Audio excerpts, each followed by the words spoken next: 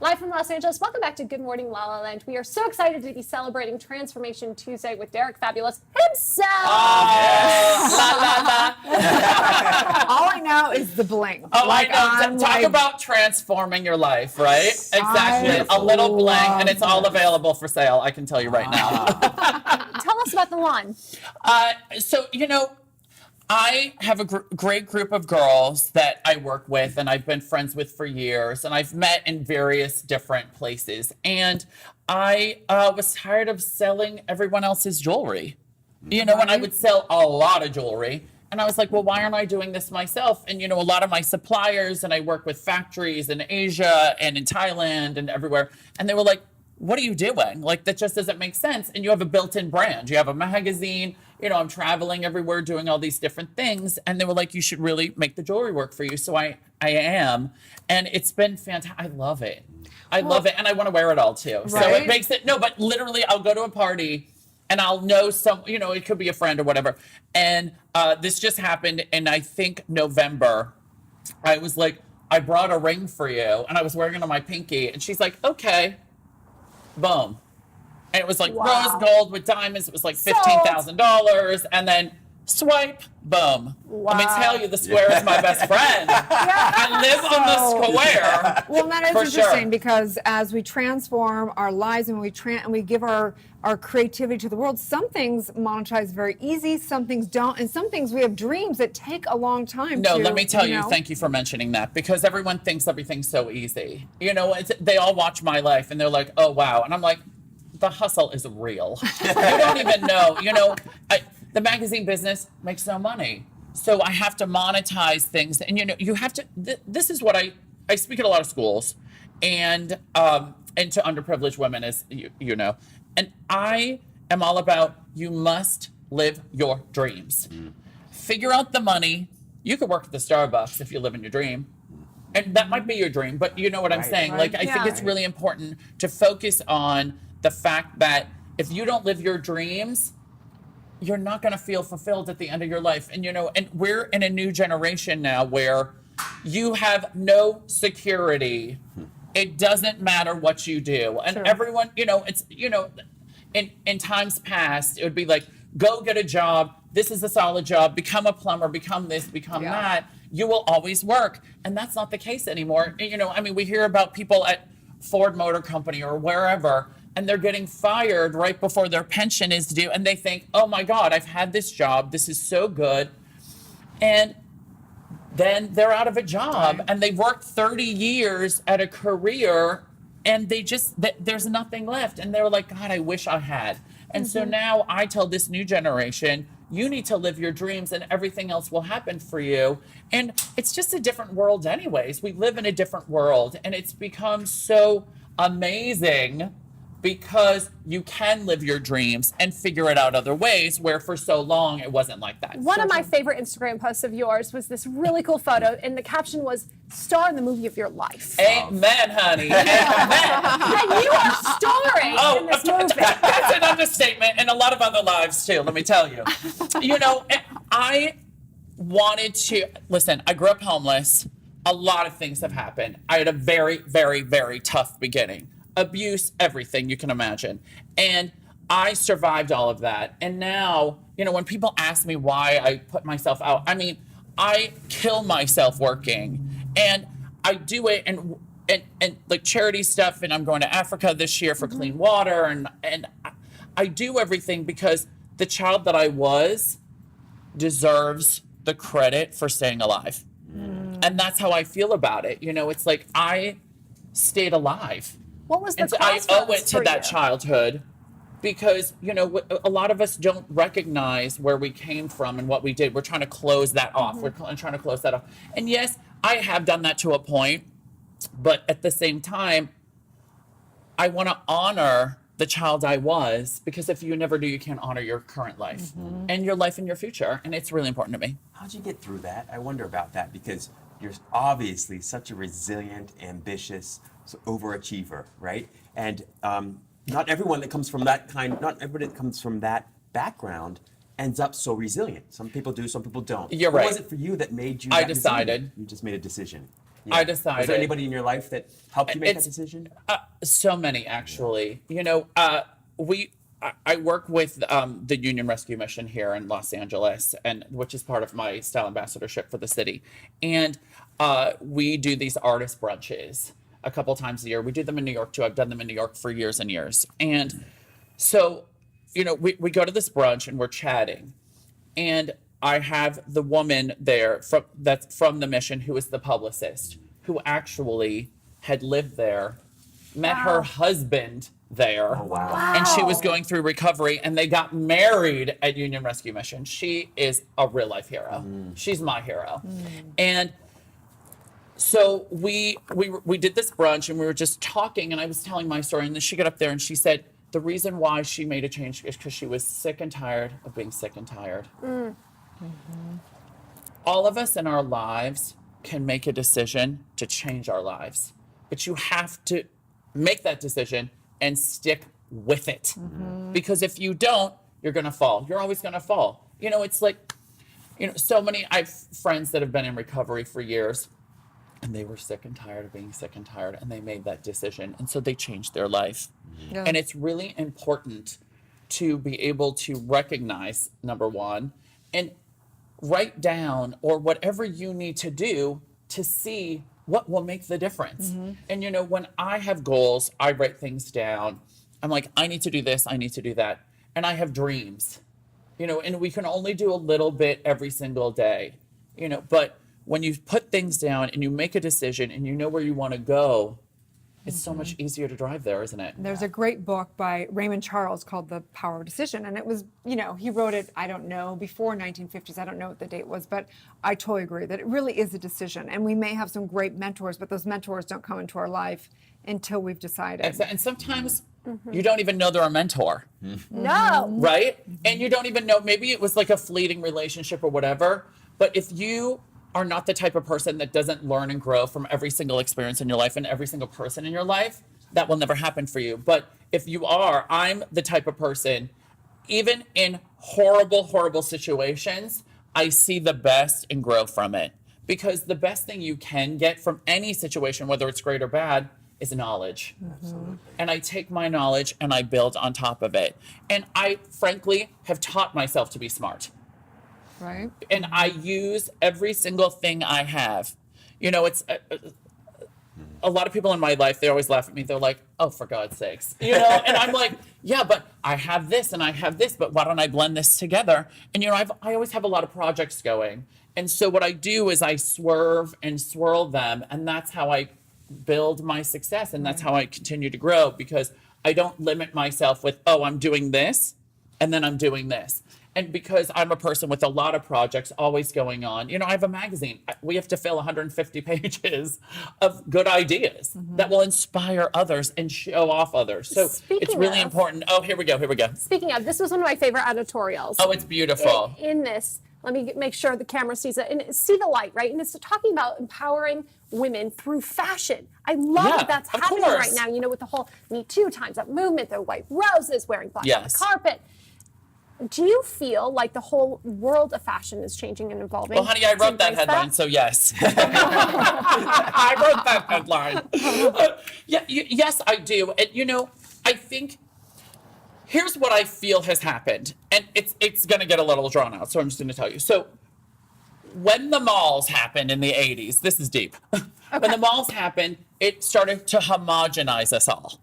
Because it was so much more about individuality in the 60s and the 70s, right? Right. That's where great fashion came from, really.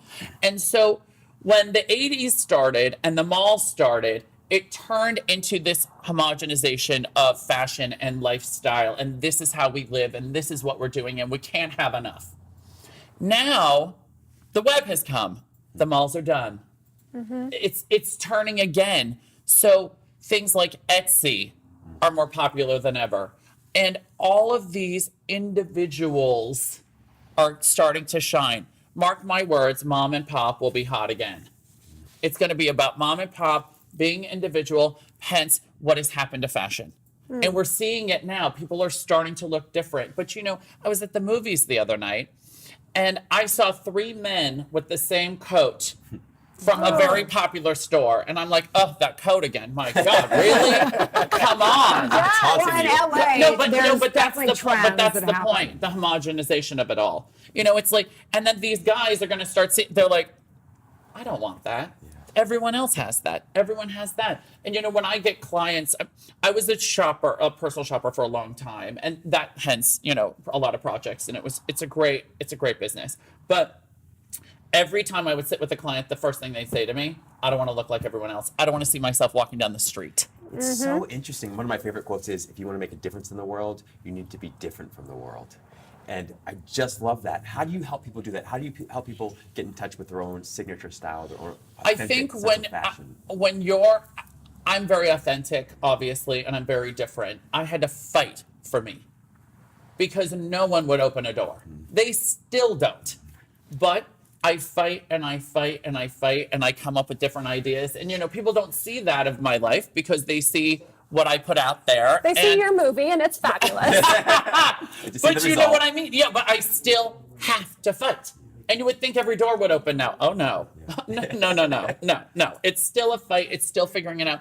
So I think it's really important that people honor themselves within. It's the same thing all over again that we were talking about earlier. If you don't honor your own individuality, you never will be an individual because you're always trying to fit in. We don't live in a world anymore that you have to fit in. You just don't. Look at Black Panther. You know, I watched this amazing interview yesterday with Lupita and the other lady with the shaved head, right? It was great. They were on The View. And they sat there talking about how they will never fit in. But now they're in a position to make people think about them as individuals and create projects for them as individuals. Because, you know, as Lupita said, I'm sure there aren't a lot of people sitting there writing a role for an African girl to play in a comedy, right? Yeah. Makes sense. Right. Makes sense. And I loved that. And I was like, but now, again, just like the mall, that's all filtering away. The times are And changing. now, Yes. but that's the point. So now it is about becoming an individual. And if you do that and you really push that, you're ahead of the curve. Because the middle is still there. You know, they're still homogenized a bit. Because, I mean, you don't even have a Zara in Middle America yet, for God's sake. So, hello. No, but do you see what I'm saying? So I think the positions we're in media and have a voice and have a magazine or whatever we do is the moment to tell people, because that's the platform we have, to be themselves, to grow on their own, to feel good about themselves, to love themselves. You don't have to be a size 2 and you don't have to be a size 22. You could be anything and still be beautiful. You can still be relevant. You could still go out there and push yourself. You can still be an inspiration. You can still help others. You know, I can't express that more or enough because everyone thinks you have to put all this time in and everything. And I was like, you know what? You could respect someone on the street. Right? Yes. And so You could have a suggestion. You know, I was walking the other day and I saw this man in New York City and he was just broken down. And I said, why don't you go to the Doe Fund? That's an organization in New York that I used to work with. And they take in men off the street, but they've created jobs called the Men in Blue, and they clean the streets of New York.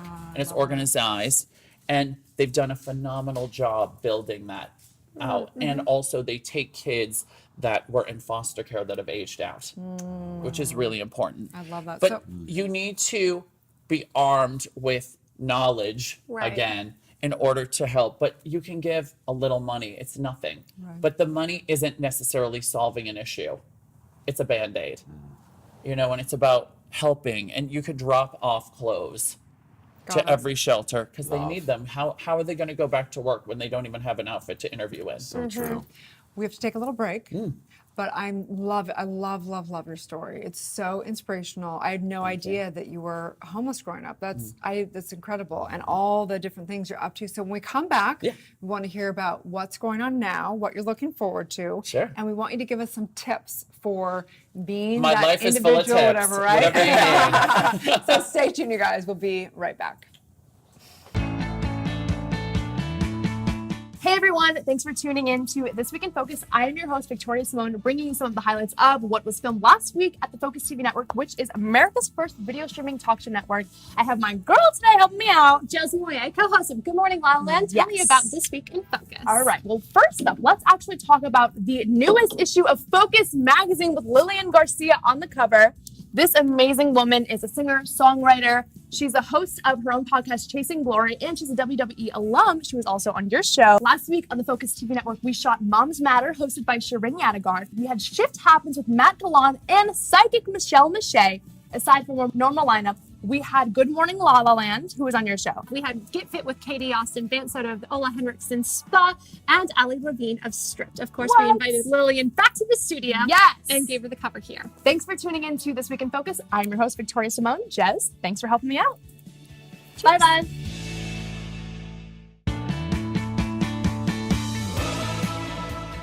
I'm Jezlan, co-host of Good Morning La La Land, America's first live streaming daily talk show with one of my associate producers, Victoria Simone. Hey girl, what happened this week in La La Land? In case you missed us live, in La La Land on Monday, we got a fashion pass and we had 138 water with some of Maxim's finest. Tuesday was Vance Soto, owner of the Ola Henriksen Salon, and we got fit with Katie Austin. On Wednesday, we were lights, camera, action with Arian Alexander, and on Thursday, it was an incredible honor to have Lillian Garcia, who graces the cover of Focus magazine, here in studio. What? Friday, we got stripped with Ali Levine, and we got to look into some of the LA's top restaurants with Tammy Saffron of LA Chefs. Yes. It was a great week in La La Land. Bye-bye.